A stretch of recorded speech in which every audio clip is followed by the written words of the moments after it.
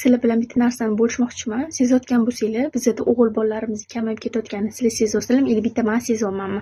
Instagramda bular bemalol yuribdi. Qancha odam ko'radi Instagramni, lekin hech kim hech nima demayapti, hech qanaqa e'tiroz bo'lmayapti. Biz faqat kommentariyada yozyapmiz, yana chiqib ketyapmiz.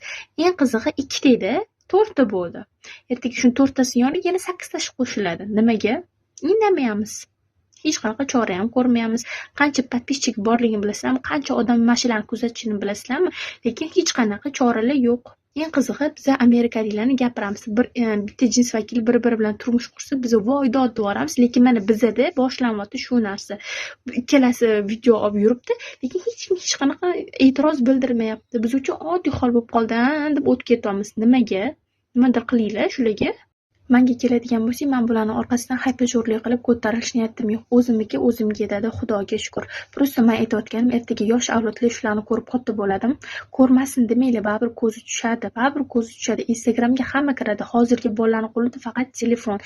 Ular qanaqa o'ylaydi bilasizlarmi shunaqalarni ko'rgandan keyin? Ha, bunaqa yurish oddiy hol ekan, lekin biz ham yursak bo'lar ekan. Oddiy narsadek qarashadi ular ham.